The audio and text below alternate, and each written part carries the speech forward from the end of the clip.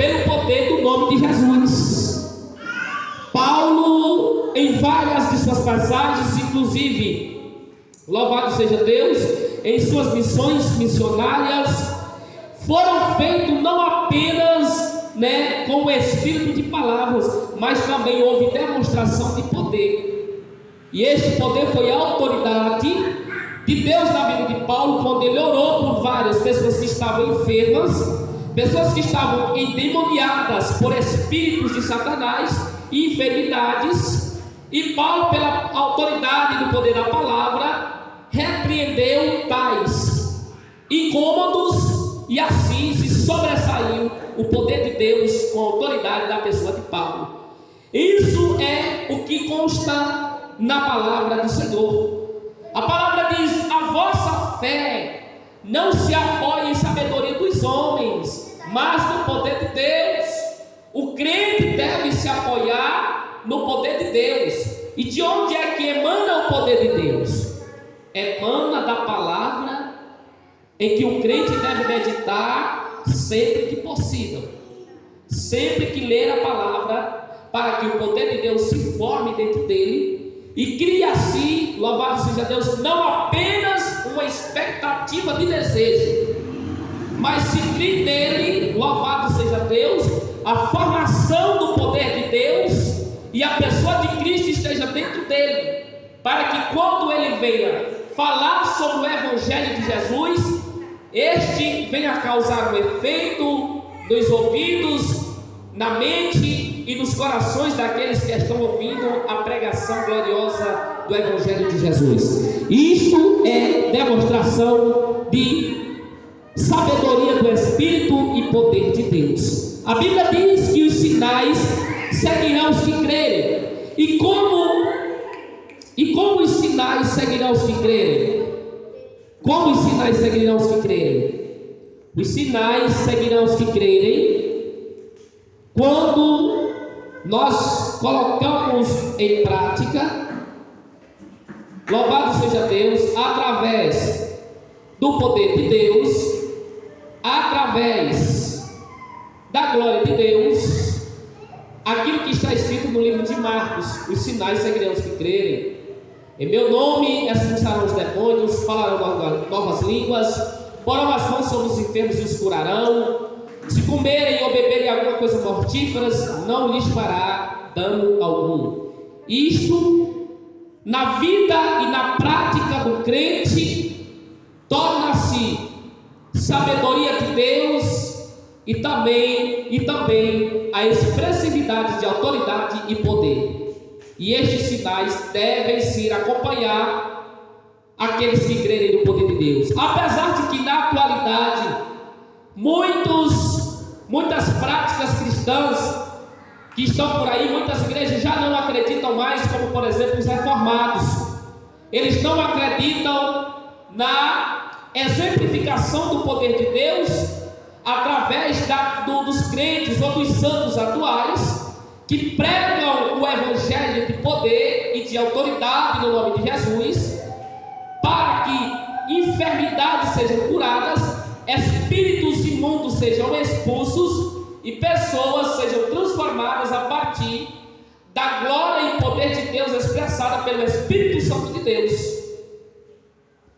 Existe também, como diz a palavra de Deus, que surgindo, ou melhor, a Bíblia diz que quando se acabam, quando surge a ciência, que é o conhecimento da palavra e dos conceitos, a Bíblia diz que as profecias cessarão. Cessam-se as profecias. E a profecia, ela não é feita através da vontade do homem. A Bíblia diz que nenhuma profecia é de particular importância, mas os homens que falaram ou que profetizaram, falaram e profetizaram segundo a inspiração do poder de Deus, do Espírito Santo. Ou seja, o Espírito de Deus falou através dos profetas em profecias, dos irmãos, dos crentes, dos santos, louvado seja Deus, dos santos, mas esses santos não são aqueles que estão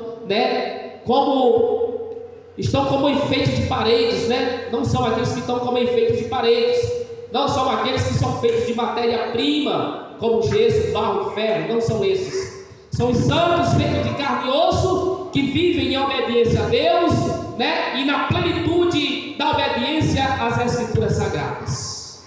E os irmãos da igreja de Coríntios precisavam saber sobre este modelo de fé e prática, louvado seja Deus, da palavra de Deus, que precisavam ser colocados em prática. Louvado. Todavia falamos sabedoria em dos perfeitos, não, porém, a sabedoria deste mundo, nem dos príncipes deste mundo, que se aniquilaram, mas falamos a sabedoria de Deus oculta em mistério, a qual Deus ordenou antes dos séculos para a sua glória.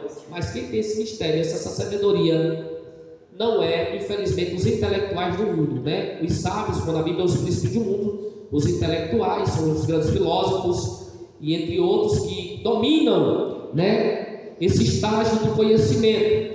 Não são esses. A Bíblia fala que os mistérios ocultos e o conhecimento da ciência divina aplicam-se apenas para aqueles que aceitaram a Cristo como Senhor e Salvador de sua vida e servem somente a Deus, a este.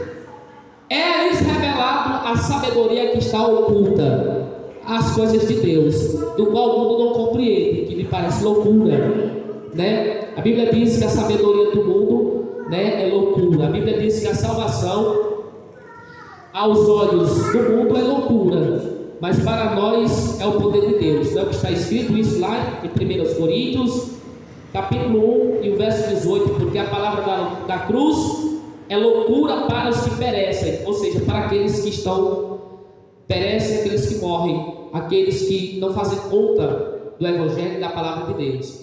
O Evangelho, a palavra que salva, a palavra que transforma, a palavra que diz que Deus tem um plano perfeito para mudar a vida do pecador, a palavra que diz que Deus vai entrar com providência na tua vida e tu vai mudar de vida. Isto é loucura aos olhos do pecador, aos olhos daqueles que são iníquos, daqueles que praticam iniquidades, daqueles que andam de mãos dadas com o mundo, daqueles que fazem a vontade, né, de um ou de outro para agradar, mas não conseguem se posicionar, não conseguem ter uma posição, não conseguem veridicamente mostrar firmeza na sua pessoa, na pessoa de Jesus. Tem pessoas que é o pé da igreja e o pé do mundo. É o pé da igreja, né, quer adorar dois senhores. Ele quer estar na igreja adorando a Deus e quer estar lá do outro lado, nas festas mundanas, participando das aventuras, né, culturais, que muitas vezes vêm carregadas de idolatrias. As pessoas pensam que idolatria é apenas, né, uma pessoa que adora um objeto, mas situações como essa também é idolatria, né? Qual é a verdadeira intenção, né, de certas festas que trazem a cultura por trás? A cultura é importante, mas nós temos que saber qual é o verdadeiro objetivo que tem por trás dela, para que a gente não venha andar na sabedoria, né, humana, mas sim na sabedoria de Deus, porque a Bíblia diz que o Espírito do homem conhece apenas as coisas que estão no coração do homem, ou seja, as coisas da natureza humana se manifestam, e se o crente não vigiar, também o espírito do homem ou do velho homem nunca sai de dentro dele, sempre quer participar dos rudimentos do mundo, abraçar, né, as coisas que são mundanas, mas não consegue se separar 100% e agradar somente a Deus, porque dentro deste crente ainda tem, né, uma grande parte do mundo que persiste em lhe mandar para estar no meio, né, do mundo, no meio da secularidade. Uma pessoa dessa ainda pertence ao mundo secular, ela não consegue viver só para Jesus, ela não se satisfaz, ela ainda não tem o espírito do discernimento. E a Bíblia diz, louvado seja Deus, que o Espírito de Deus, ele tem ciúmes, e é preciso que nós venhamos servir somente a Deus, porque a Bíblia diz, o Espírito de Deus tem ciúmes, ele é ciumento, ele não vai querer dividir você, crente, com os amigos que participam da festa, que participam de uma roda de cerveja, que participam de uma festa cultural, como nós estamos vivendo agora de São João, Tem muito crente agora que procura se desviar para ir dançar forró, participa das vidas fora do mundo, está lá tocando Mastruz com Leite e a pessoa está lá. Está lá tocando Luiz Gonzaga e a pessoa está lá pulando o pé só. Por quê? Porque ainda não confessou a Jesus, ainda não entendeu que Deus tem um espírito de ciúmes, que Deus é ciumento.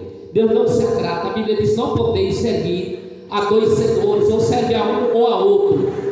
Louvado seja Deus. Então é nisto que nós temos que entender. Louvado seja Deus, que Deus ele é um Deus ciumento. Louvado seja o nome de Jesus. E nisto, louvado seja Deus, precisamos entender, porque o Espírito de Deus, a Bíblia diz que ele penetra todas as coisas, e ainda as profundezas de Deus. O Espírito de Deus, ele sabe o que tem dentro do coração do homem, ele sabe o que se passa, ele faz sua leitura. Por quê? Porque o Espírito de Deus conhece as profundezas de Deus. Não iria ele conhecer os sentimentos, as intenções do coração do homem, o seu comportamento, o seu modo de pensar, de agir? Louvado seja o nome de Jesus. Mas nós não recebemos o Espírito do mundo, mas recebemos o Espírito que provém de Deus. O homem, o crente que verdadeiramente tem o Espírito de Deus, ele percebe quando o Espírito Santo lhe coloca a prova em ciúmes, porque dentro do coração do crente vai ferver, louvado seja Deus, e arder um fogo que lhe dirá que ele não pode estar com os seus pés ali naquele lugar, não pode estar com os seus pés, mas os ímpios participando de uma coisa que os ímpios estão fazendo, ele não pode estar ali. Não é isso que a palavra de Deus diz. Lá em Salmos, no capítulo 1, os salmos mais conhecidos de todo crente, principalmente os mais simples quando aceitam a Cristo, é o Salmos 1 que indica dizendo o seguinte: bem-aventurado. Bem-aventurado, o que quer dizer a palavra bem-aventurado? Feliz é o homem, feliz é a mulher, feliz é o jovem que não anda segundo o conselho dos ímpios, nem se senta, nem se detém no caminho dos pecadores, nem se assenta na roda dos escarnecedores. Antes, ele tem prazer na lei do Senhor, e nela medita dia e noite. O crente não pode, tem crente que quando bate uma lata, ele já está lá. De noite, não tem força para vir buscar Jesus, não tem força para vir orar, não tem forças para dizer não ao pecado, mas está lá entre, louvado seja Deus, o fogo e a frieza. É gordo. Aí a palavra de Deus, ela diz que quem é gordo, quem não é, quem nem é frio, a Bíblia diz que Deus vai cuspir de sua boca. A Bíblia diz: eu vou cuspir você de minha boca, porque não é gordo, você não é frio, mas antes fosse frio, fosse gelado, ou antes fosse quente demais, extravasante. Mas não, é entre um meio termo. Deus não aceita quem fica na corda bamba. Deus não aceita quem fica na corda bamba. Ou é crente ou não é. Ou se converte ou fica logo no mundo e segue logo a tradição e a iniquidade dos iníquos e fica de vez no mundo. Porque a Bíblia diz que Deus conhece a diferença naqueles que são seus. E o Espírito de Deus é ciumento. O Espírito de Deus, ele tem ciúme. Você foi comprado como propriedade de Deus. Como propriedade de Deus você foi comprado. E você precisa entender que você é particularidade do Senhor. Particularidade de quem, irmão? De Deus. Você foi comprado e você é particularidade dele. Louvado seja o nome do Senhor Jesus Cristo. Vejamos aqui o que diz a palavra do Senhor Jesus Cristo no capítulo do livro de Êxodo, no capítulo 19, o versículo de número 5. Olha o que diz a palavra: agora, pois, se diligentemente ouvirdes a minha voz e guardardes o meu conserto, então sereis minha propriedade peculiar dentre todos os povos, porque toda a terra é minha. Olha o que diz a palavra. Você é propriedade peculiar de quem? De Deus. Dentro de todo quem? Os povos. povos? Por que você crente e quer ficar no meio do povo que não obedece a palavra de Deus? Por que você quer copiar as pessoas que não são santas? As pessoas que não são crentes, que não vivem o modelo de santidade, que não vivem a obediência à palavra, mas o crente persiste em querer estar lá. É porque a pessoa ainda não se rendeu aos pés de Jesus. A pessoa ainda não se converteu. Precisa se converter. Precisa, louvado seja Deus, quebrar o elo com o mundo. Precisa quebrar o elo com o mundo. Precisa romper a aliança com o mundo para poder agradar a Deus. Porque um pé na igreja e outro pé lá dançando São João não dá certo, não. Não dá certo, Deus não se agrada. Não é do agrado de Deus. O pé na igreja e o pé lá no funk, não tem como. Uma hora está na igreja, outra hora está lá no fluxo, no funk, pulando. Uma hora está na igreja, outra hora está lá na roda, né, de amizades que não cultuam a Deus, que não adoram a Deus, mas que fazem orgias a Satanás, que fazem homenagens ao diabo. Mas a pessoa está lá, não quer nem saber, mas está lá. Mas não vem na igreja adorar a Deus. Não vem no culto de oração porque acha difícil combater. Não vem no culto de doutrina porque não quer ser instruído segundo o poder da palavra de Deus. Aí anda segundo as suas próprias concupiscências. A pessoa desta está em desobediência. Ela está precisando de exortação. Louvado seja Deus. Muitas vezes a palavra parece ser meio dura, né? Parece assim, não, a palavra é dura.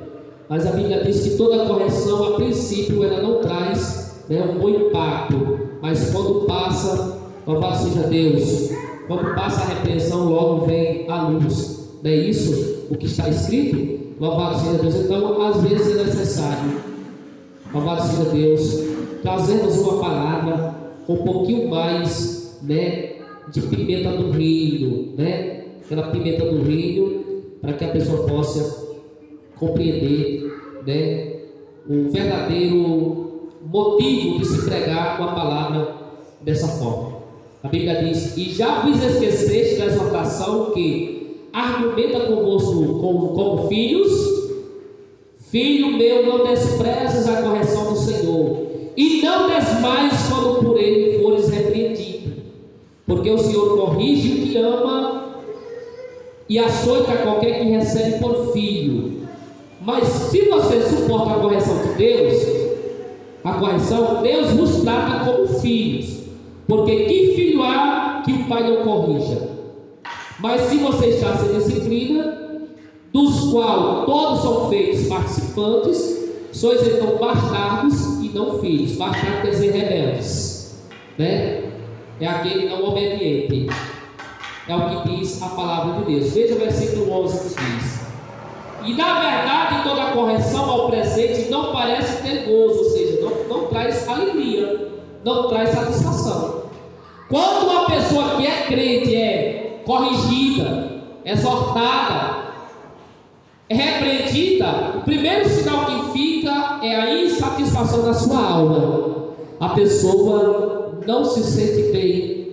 A pessoa talvez fique com baixa estima naquele momento, talvez por causa do seu ego, né? Talvez por conta dos seus próprios conceitos, dos seus próprios pensamentos, né? Da sua formação de pensamento.